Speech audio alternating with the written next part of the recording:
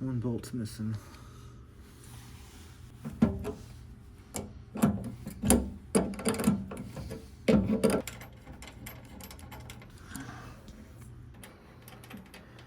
gonna set this up here. Now this should just drop. Let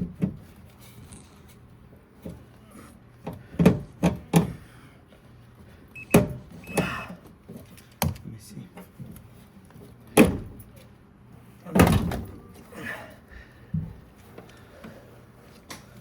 This lip right here sits back there. Oh yeah. And it goes over. But this one was just held in with one screw. And we got plenty of room to get it out.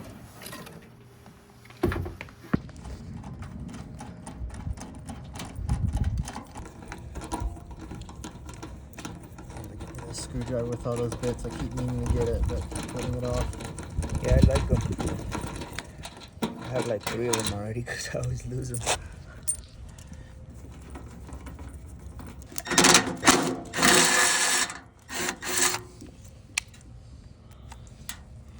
And these two? Yeah.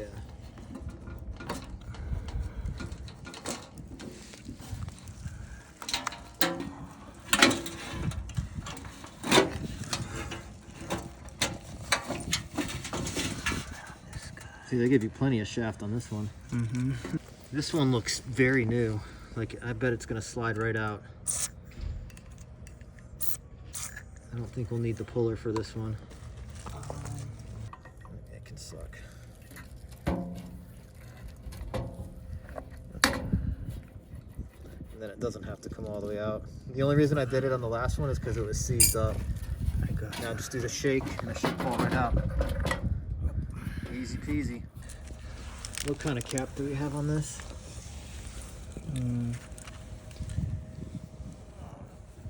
5 MFD. This is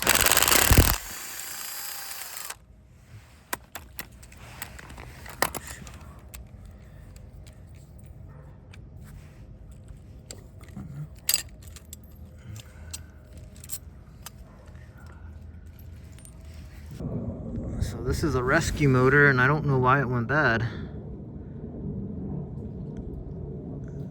I don't know what size, it doesn't say what size cap it should have either. Yeah, it does, 5 MFD. Alright, so now we just put the belly band on the new one.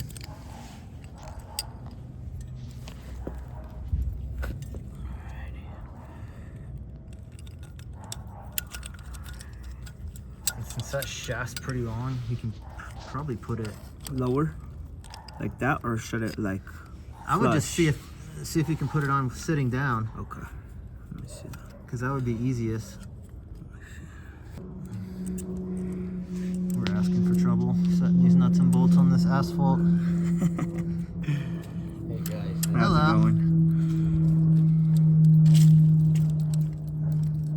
And then what I usually do is I get it snug to where you can barely move These things. Yeah, and then just get them all even.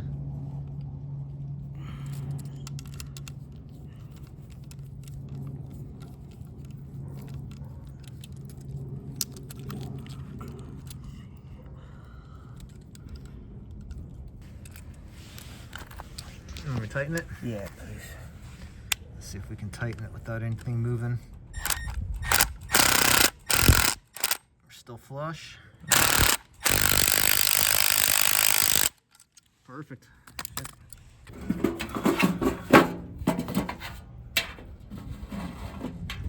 Let's clear some of that crap out. There's like some insulation. Oh, yeah. I got a paintbrush laying around somewhere. Let's just rinse it off because Yeah, nope, that's fine. that can actually cause these motors to go out.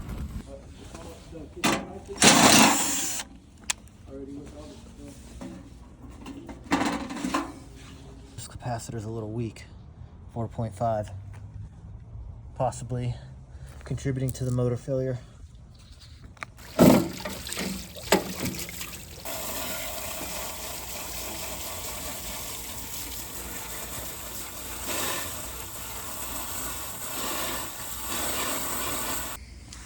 Sometimes these bolt catchers fall out, but just don't lose them. They pop right back in.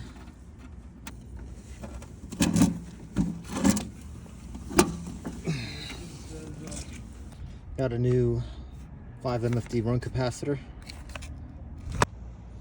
Just to double check, 5 MFD, meter set to microfarad. Does it matter which way with the wires point?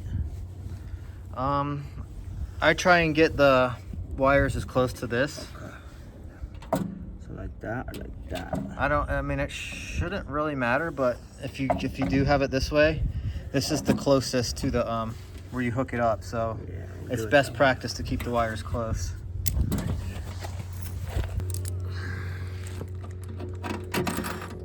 And then I just get them in a couple of threads because it's not going to line up perfectly if you go all the way down. Gotcha. Sometimes you lift up to get it to fall in that hole. That one started. Yeah, this one started. Now you should be able to hammer them.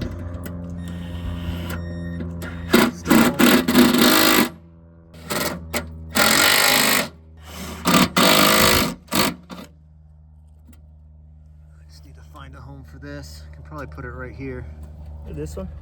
Or that one, yeah. Yeah, we can move this one right here. Sorry, I didn't mean to drop a drill like that. That's fine. That's what it's made for. Here's a screw.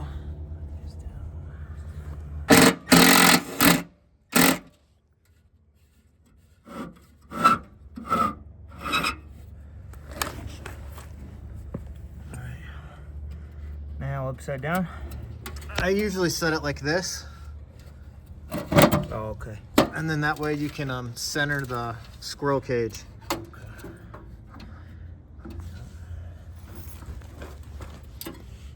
Yep, and then you can align the flat part with that bolt. The flat part of the shaft. Yep. I'll hold that if that helps. Right there. That looks good. And then just tighten down on it once you're sure that the squirrel cage isn't gonna hit. Yeah. And then when I tighten down on it, I torque it pretty freaking hard. Because you usually have to remove the whole thing to tighten it again.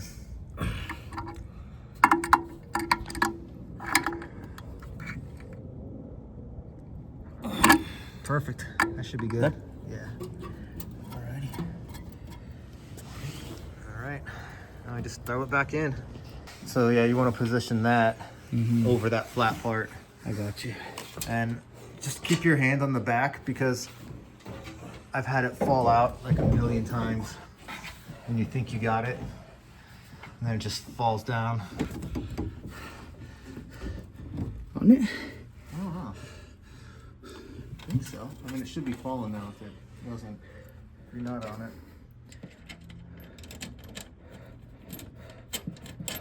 Now it should hold itself up. Yep.